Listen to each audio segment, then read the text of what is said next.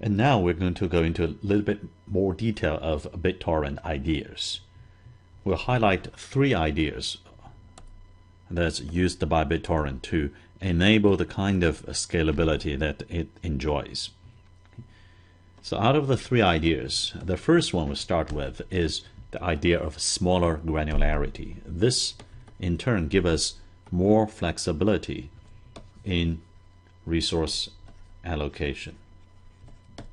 Okay. In this case, the resource is the content and the upload capacities shared by each peer.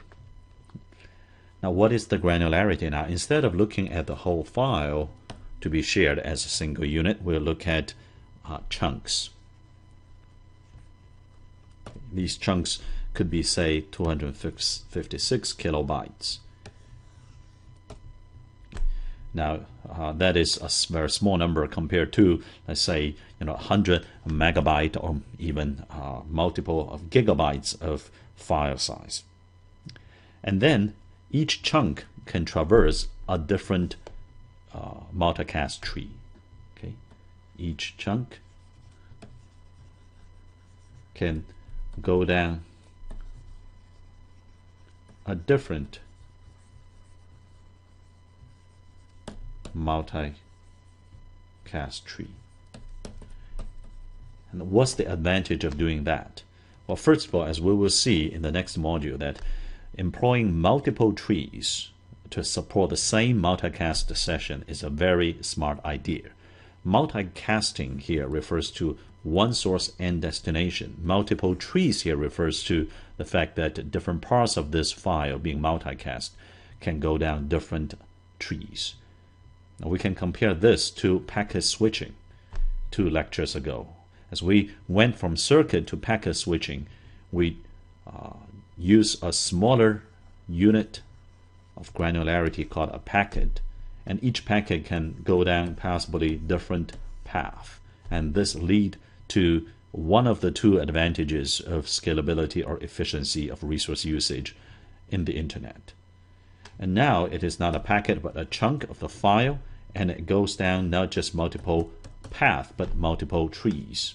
Okay, so one tree could be like this, another tree could be like this. Okay. And it turns out that actually going down multiple trees, perhaps because the rich features of the topology called a tree actually is easier to handle and manage than going down multiple paths as well. And this provides basically what we call a spatial pipeline. What's a pipeline? It's like if you know you're going to wash something and dry something, and then you can first put one pile in the washer, and then once done put it in the dryer while the washer is used for the second pile.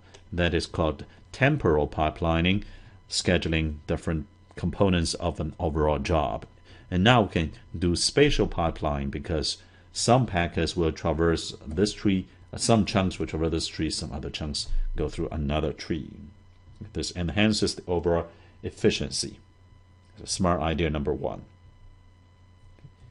The smart idea number 2 is that in the old days, when we talk about distributing a file, we say there is a server and there are many clients.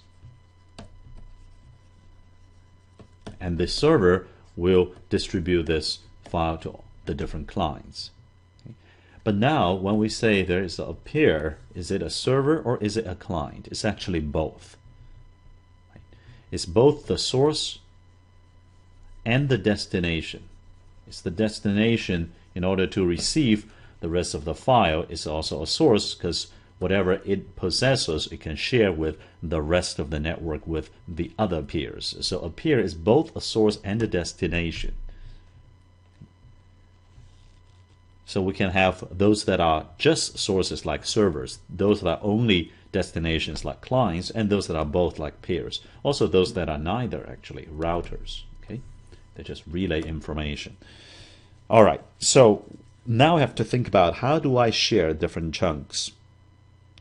For example, if one pair says I got chunks 1, 2, 3, another says I got chunk 2, 3, 4, another says I got chunk 1, 2, 4, and then let's say I got chunk 2, 3, 5.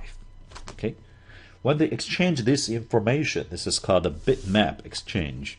They will realize that, hey, we all want to collect, let's say, chunks 1, 2, 3, 4, 5. So there are only 4 chunks to constitute this small file. Right, so that's multicast. We all want the whole file. We all want, therefore, chunks 1 to 5. But chunk 5 is the rarest. Only one pair has this chunk, whereas chunks 1, 2, 3, 4 have 2 or 3 different pairs possessing it. So when we exchange the chunks, let's start with the rarest one. This is the idea of rarest chunk first. It tries to equalize the popularity or availability of different chunks across different pairs. And clearly that's a good idea, so that it won't happen that all the pairs got 1, 2, 3, 4 and everybody is waiting for this rare chunk 5. And also, just in case this pair got all the files and decide to leave the system, the other pairs will still have an available chunk number 5. So that's smart idea number 2, rarest chunk first. Smart idea 3 behind the design of BitTorrent is perhaps the one that most people talk about. It's about the pairing construction. Not only it matters what chunks you use, it matters also which neighbors you choose as pairs. So again, remember that there is an underlay network, which is the actual physical IP connection network. Above that, there's one overlay, okay, overlay 1. That is the set of neighbors who possess some part of the relevant files, and the tracker tells a new peer, hey, here are your possible neighbors. And then on top of that is another layer of overlay 2, which are the actual peers. This overlay network changes over time, but not that dynamically. This underlay changes very slowly. The time scale of sharing a file pretty much remains static. But this top layer, the second layer of overlay network, changes very dynamically. Okay. These pairs can change from one time slot to another. So the question is, how can I select a subset of my neighbors, okay, told by the tracker to me, and call those my actual peers and start sharing files chunks with them? So how do I go from a list of neighbors to pairing relationships? As you might remember, we talked about 1999 and 2000, Kazaa and Nutella, and those first generation P2P network had this free rider problem. That is, everybody would like to get content from others, okay, get content from others, but they may not want to contribute either their content or their ability to share the content, which is the upload capacity. Okay, they may want to use upload capacity for other purposes. So how do I solve this free rider problem? We have to provide some kind of incentives. And this may remind you of the kind of incentives we talked about back in lecture 11 and 12 for internet pricing, and back in lecture, say, 2 for auction. So the kind of incentives that can be provided could be, say, tit for tat. That is, I'm going to pick 5 peers out of the list of neighbors at each time slot. And 4 out of the 5 peers will be picked by looking at the top 4 peers who have contributed content to me. Okay, so the top 4 that provided content to me with the fastest upload capacity, that will be the list of 5 peers I choose. So if you don't contribute your upload capacity to others, then soon no one will want to be your peer, and you will get no help from others either. Okay. What about the remaining one? Well, that actually goes back to randomization. This is, I guess, the third time we've seen randomization, because a lot of the design in a network requires algorithms acting on things that you don't quite know exactly. In this case, you also don't quite know exactly what is the optimal configuration.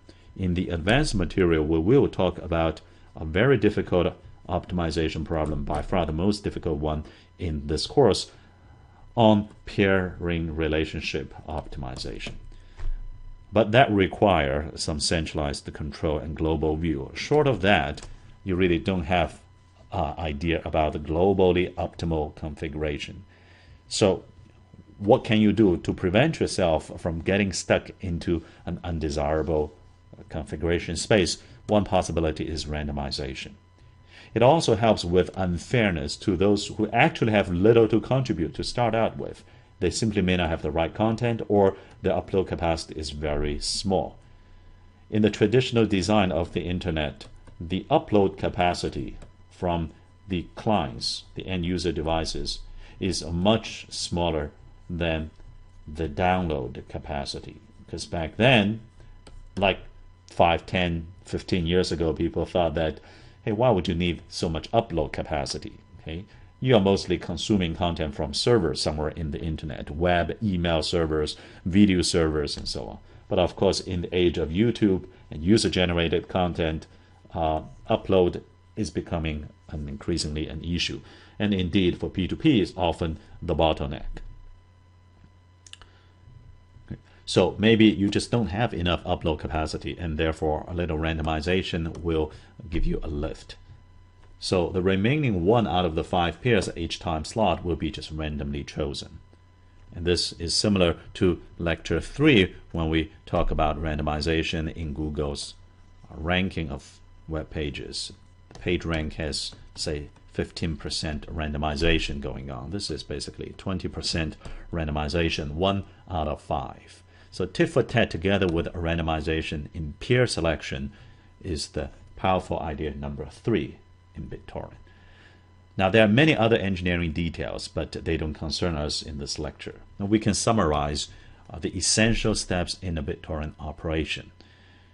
Let's say a new peer A arrives, and then it will contact the web server and receive a .torrent file, which contains the IP address and the port number of another server, the tracker. So it registers with the tracker of make sure that the tracker knows its existence, update this database saying that, hey, peer number A is here alive.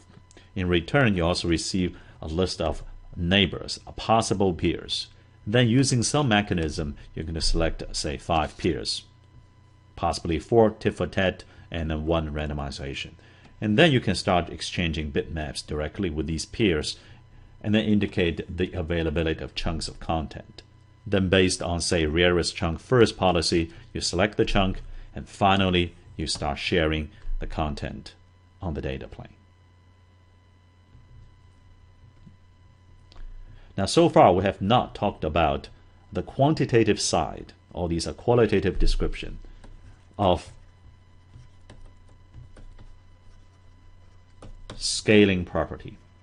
We keep saying that, hey, if you are smart enough, P2P law says, unlike Metcalfe's law, you can maintain a constant number of neighbors, and yet the overall system can scale very well. How do we quantify this self-scaling property, the most important property in P2P networks? So we're going to do a little back of envelope and then a simple numerical example in some ideal situation to illustrate those points, leaving the full-scale version to the advanced material.